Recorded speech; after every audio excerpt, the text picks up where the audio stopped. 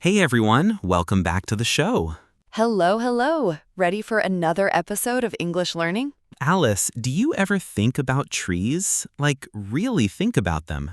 Trees? Well, I like them in parks, and they give us oxygen, which is nice. But what kind of question is that, David? Today, we're going to talk about a very special tree in Britain, one that faced a huge challenge. It's a story of loss, but also of hope, and it's a perfect topic for practicing our reading skills. Oh, a story. I like stories. Does it have a happy ending? It's still being written, but there's a lot of effort going into a happy ending. Today's passage is about the elm tree and a disease that almost wiped it out in the UK. Wiped out? That sounds serious. It was, but we'll use this interesting topic to strengthen our IELTS reading skills. We're not just learning about trees, we're learning how to read better. And don't worry if you're multitasking or just half listening. This podcast is designed for you to relax and absorb English naturally. Just keep listening. Here is what we will do today. In Part 1, we'll read the passage about the elm tree together. In Part 2, we'll review 8 essential reading skills. In Part 3, a quick review of those skills.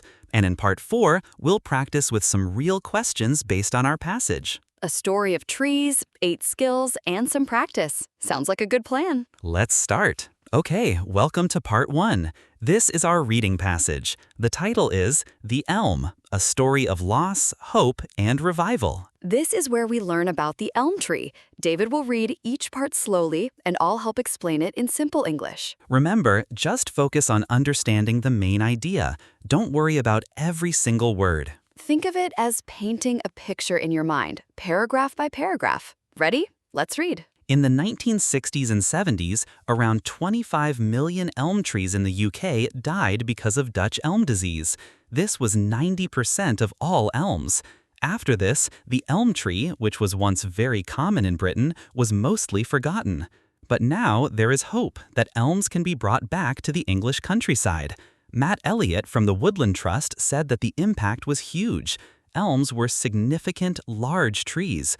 Then they were gone. So, in the 1960s and 70s, a terrible disease killed almost all the elm trees in the UK.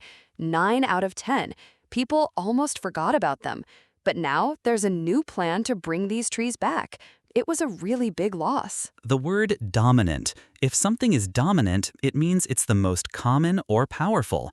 The elm used to be a dominant tree in Britain.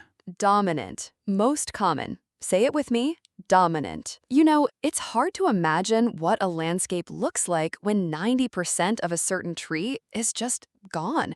It must have changed the scenery completely. It certainly did. Let's see how this happened. The disease is caused by a fungus that stops the elm trees from moving water and food, which makes branches die. There was a first outbreak in the 1920s, but in the 1970s, a second, more serious outbreak started. This was caused by elm wood shipped from Canada, which carried a very strong fungus. This fungus was spread by elm bark beetles and destroyed most British elms. This paragraph tells us how the trees died. A fungus gets inside the tree and stops it from getting water and food, so the tree can't drink or eat. There was a small problem in the 1920s, but the big problem in the 1970s came from Canada. Wood from Canada brought a very strong fungus, and beetles helped spread it quickly. Fungus is like a mushroom, but this one is very tiny and harmful to trees. Epidemic means a disease that spreads very quickly to many things, in this case, trees. So, a tiny fungus caused a huge epidemic. So far, paragraph A told us about the big loss of elms. Paragraph B explained how the disease happened with a fungus from Canada. Today, small elm trees can still be found in hedgerows in southern England. However, as soon as their trunks grow to about 10 to 15 centimeters, they become a target for beetles, which spread the fungus. Karen Russell, an expert, says there are still some very old, large elm trees that have survived the disease. She believes it's important to study these rare survivors to understand why they didn't die. She asks, avoidance, tolerance, resistance? We don't know where the balance lies between the three. This paragraph is a bit hopeful, but also shows the challenge. We still have small elm trees, but when they get a little bigger, the beetles attack them. But here's the interesting part. Some very old, big elm trees survived the disease. An expert, Karen Russell, wants to know why. Was it luck, or were they somehow stronger? She wants to find the secret to their survival. Hedgerows are lines of bushes and small trees, often used as fences between fields. Resistant means able to fight off something, like a disease. Think about it. If some trees survived, what does that tell us? It means not every tree dies, and maybe some trees have a natural way to fight the disease. That's why studying them is so important. For hundreds of years, elm was almost as popular as oak as a wood choice in Britain. It was often the most noticeable tree. Elm was used for tools in the Bronze Age and also for shields and early swords. In the 18th century, elm wood was used for things like storage crates and flooring. Its strength also made it good for building the keel of ships, like the Cutty Sark, and for mining equipment. This paragraph shows us how important elm trees used to be. For a long time, elm wood was very popular, almost as much as oak. People used it for many things: tools, weapons like shields, and in later years, for floors and big boxes. Because it was so strong, it was even used for the bottom part of famous ships, called the keel, and for equipment in mines. Keel is the main part along the bottom of a ship. It's very important for keeping the ship stable. Wow, so elm wood was really a super material for hundreds of years. Elm trees are deeply part of British culture. Peter Bourne, who manages the National Elm Collection in Brighton, remembers seeing the disease as a boy. Today, Brighton has about 17,000 elm trees. These have survived partly because strong winds from the sea make it hard for the beetles to attack. However, Bourne warns that the situation is still precarious and the threat is right on our doorstep. This part talks about a special place, Brighton, a city by the sea. It has many elm trees, about 17,000. They survived because the strong sea winds stopped the beetles from attacking. But Peter Bourne, who looks after these trees, says they are still in danger. Precarious means not safe or unstable. The problem is still very close. Precarious means dangerous or unsafe, not safe. Okay, so paragraph D showed us how useful elmwood was, and paragraph E talks about Brighton, a city that managed to keep some elms, but they are still not completely safe. For elms to return, new trees must be resistant or tolerant to the disease. Scientists have bred new seedlings and tested them by injecting a small amount of the fungus. Karen Russell says the effects are very quick. Resistant trees show no symptoms after 4 to 6 weeks, but those that are susceptible, easily affected, will lose leaves or die. This paragraph is about scientists working hard. To bring elms back, the new trees need to be strong enough to fight the disease. Scientists are making new baby trees, called seedlings, and testing them. They put a little bit of the fungus into the trees. If the tree is strong, nothing happens. If it's not strong, it gets sick quickly. Susceptible means easily affected or harmed. Seedlings are very young plants, like baby trees. Tolerant means able to accept or deal with something difficult, like a disease. So, is it enough just to plant any elm tree to bring them back? No, they need to be special trees, resistant or tolerant. Otherwise, the disease will just kill them again. Reintroducing elms also brings up questions of public acceptance. Karen Russell asks if people mind if some new elms are not native. She believes reintroducing elms is good for wildlife. However, Matt Elliott from the Woodland Trust is more careful. He worries about replacing native elms with horticultural analogs, genetically similar, cultivated plants, and the risk of new diseases. He suggests giving surviving elms space to recover naturally, hoping they will develop resistance over time. The last paragraph talks about different ideas for the future. Karen Russell thinks it's good to bring elms back, even if they're not 100% native, because they help wildlife. But Matt Elliott has a different idea. He worries that planting new, special elms might cause other problems, like new diseases. He thinks it might be better to let the trees that did survive grow naturally and hope they become strong over time. It's a debate. Native means originally from a particular place. A tree native to Britain grew there naturally for a long time. Okay, that is the full passage, 7 paragraphs. Let's quickly remember the structure, in case your mind wandered anywhere along the way. Paragraph A, the big loss and new hope. Paragraph B, how the disease spread from Canada. Paragraph C, surviving small elms and the mystery of old ones. Paragraph D, how useful elm wood was historically. Paragraph E, Brighton's surviving elms but still in danger. Paragraph F, scientists testing new, resistant elm trees. Paragraph G, the debate about how to bring elms back. So, that was our reading passage. How did you feel? Did you catch most of it? If you didn't catch everything, that is completely normal, especially if you were half listening while doing something else. The goal was never to understand every single word. The goal was just to get the general shape of each paragraph and the main points. Loss, hope, how it happened, old uses, current challenges, and the future debate. If you remember those main ideas, you've done great. And now we are going to learn the 8 skills that help you read any passage like this faster and more confidently. Let's go to part 2. Welcome to part 2. This is the main part of today's episode, the 8 reading skills. 8 skills you can use in your next IELTS exam or even in everyday English reading. Are you ready? Let's begin with skill 1. Okay, skill number 1, David. Skill number 1. Skim the whole passage first before you read carefully. Skim? You mean read it fast? Yes, very fast. Don't stop for difficult words. Just get the general idea of each paragraph. For our elm passage, remember how we summarized each paragraph with just a few words? That's skimming. Oh, so it's basically loss, hope, how it happened, old uses, current challenges, future debate. That's the same shape we just reviewed. Exactly. And once you know that shape, finding answers becomes much faster. If a question asks about the historical uses of elm, you know to go straight to paragraph D. That makes a lot of sense. I always used to read the whole thing. No more. Here is a tip. When you skim, only read the first sentence of each paragraph.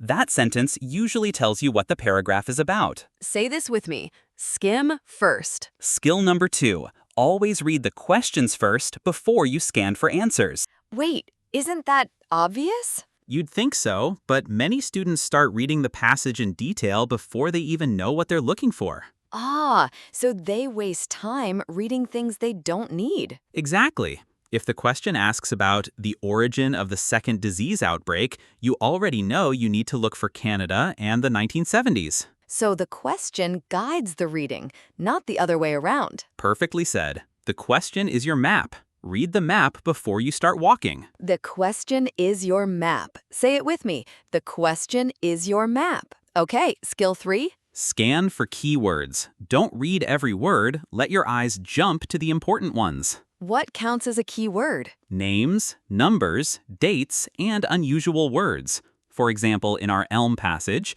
1960s, Canada, Brighton, Cuddy Sark, Matt Elliott. So if a question asks about Peter Bourne, I just scan for his name? Exactly. Your eyes move down the page quickly, like a camera, looking for the important things. Like a camera. My eyes are a camera. I love that. Numbers and dates are always easy to spot. If a question mentions 1970s, your eyes will find it very quickly. Quick break. David, did you know that elm wood is incredibly strong and resistant to decay underwater? That's why it was historically used for water pipes and even the foundations of buildings in Venice, where it was constantly submerged. That's amazing. So not just ships, but entire cities built on elm. What a versatile tree. Okay, back to skills. Skill 4. Skill 4 is a really useful one. Watch for paraphrasing. What do you mean by paraphrasing? The question will almost never use the exact same words as the passage. It will use synonyms instead. Can you give me an example from our elm passage? Sure. The passage says, around 25 million elm trees died because of Dutch elm disease. A question might say, Dutch elm disease was responsible for the loss of a vast number of elms. Oh, died because of becomes responsible for the loss of, and around 25 million becomes a vast number. Exactly. Same meaning, different words. That sounds hard. It gets easier with practice, honestly.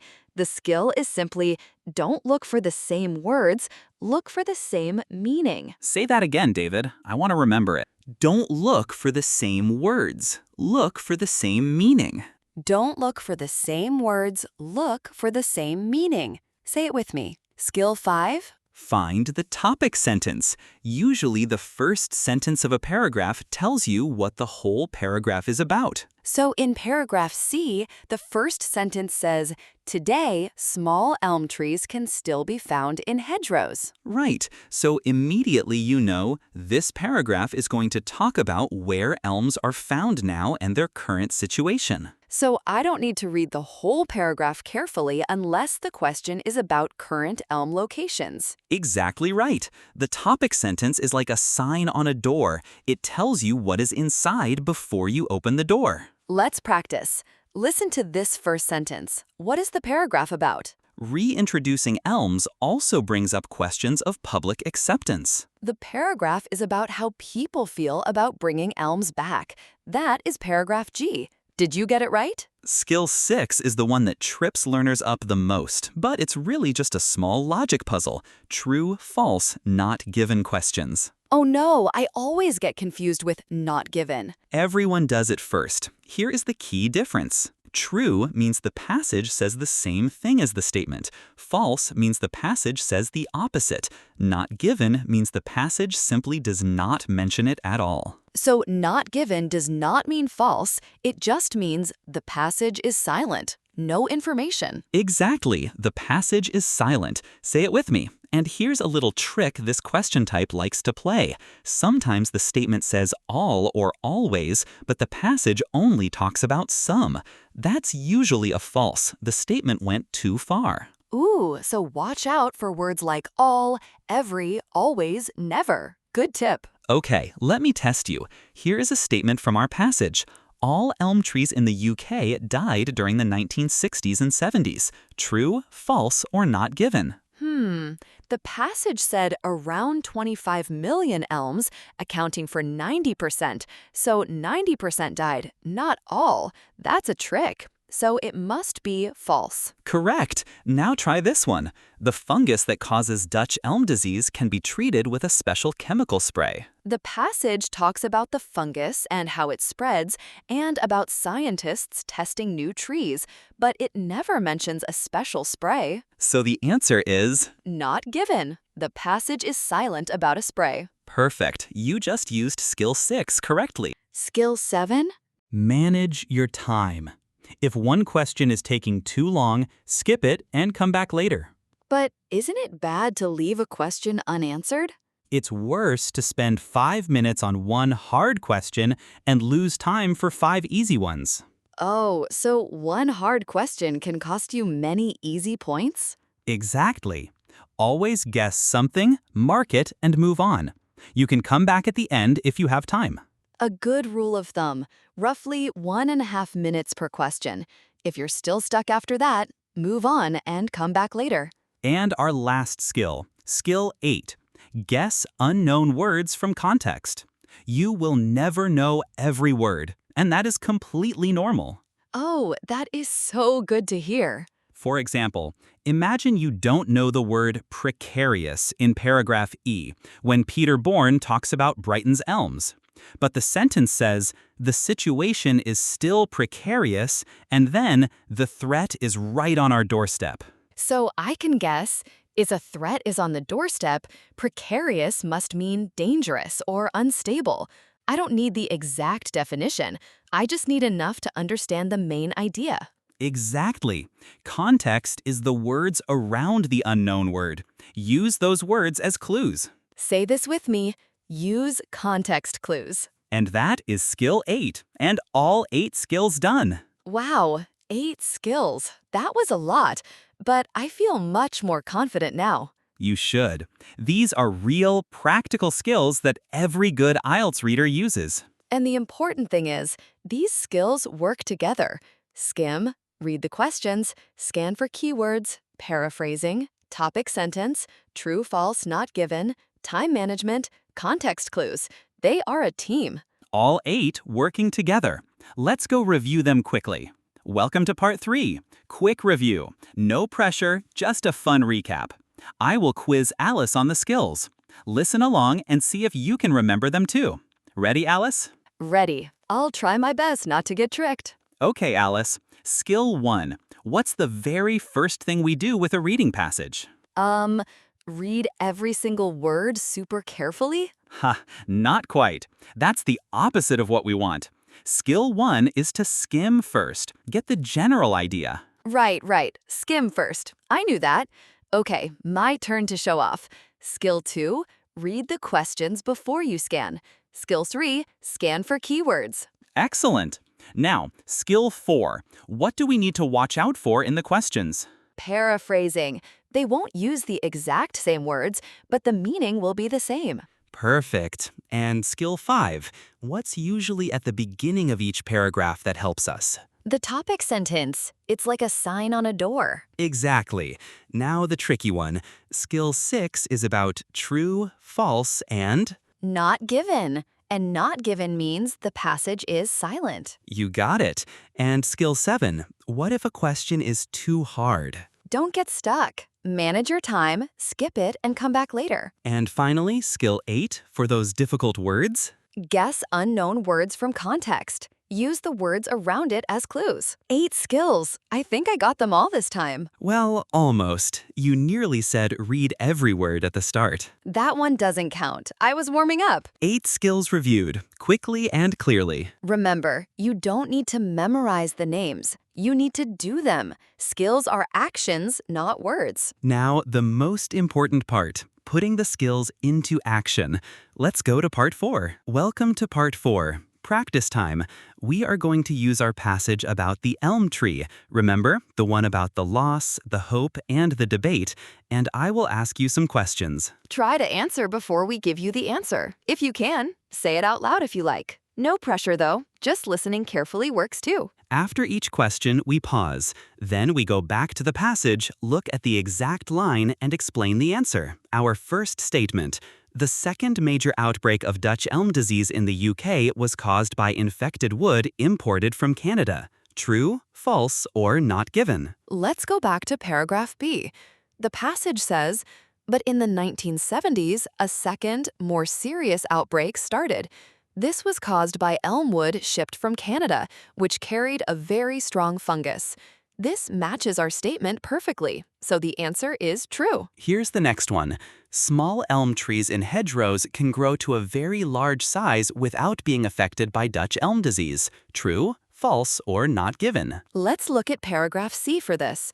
The passage states, however, as soon as their trunks grow to about 10 to 15 centimeters, they become a target for beetles, which spread the fungus. This means they do get affected when they grow larger. So, the statement is the opposite of what the passage says. The answer is false. Next statement. The elm trees in Brighton are now completely safe from Dutch elm disease. True, false, or not given? For this, we need paragraph E. The passage mentions Brighton's elms have survived, partly due to strong winds. But then it says, however, Bourne warns that the situation is still precarious and the threat is right on our doorstep. The passage tells us they are not completely safe, so the statement is false. Oh, wait, I fell into a trap. The passage says the situation is precarious and a threat is right on our doorstep. It doesn't say they are not safe, but it doesn't say they are completely safe either. The statement says completely safe. The passage doesn't give us enough information to say they are completely safe, so the answer is not given. The passage is silent on completely safe. Learning from mistakes is the best kind of learning. Good catch, Alice. That's a classic not given trap. The passage gives some information, but not enough to confirm or deny the exact statement. Okay, let's try a different type of question now. This time, fill in the blank. Choose one word only from the passage. For hundreds of years, the only tree that was more popular in Britain than elm was... Let's go back to paragraph D. The passage says, for hundreds of years, elm was almost as popular as oak as a wood choice in Britain. The blank needs the name of the tree more popular than elm, so the answer is oak. That is the skill working already. And notice, for each one, we didn't just spot the trap, we went back to the exact line that proves the answer. That's the habit worth building. It actually feels manageable now. When I know the skills, the questions are not so scary. And I learned a lot about elm trees. That is exactly the goal. You don't need to understand every word. You need the right strategy and the habit of checking back against the text. And now you have 8 strategies. You are ready. So that is it for today. 8 reading skills and a fascinating story about the elm tree. Let's say all 8 one more time, fast. Skim. Questions first. Keywords. Paraphrasing. Topic sentence. True, false, not given. Time management. Context clues. 8 skills. Beautiful. Before we go, say this with me.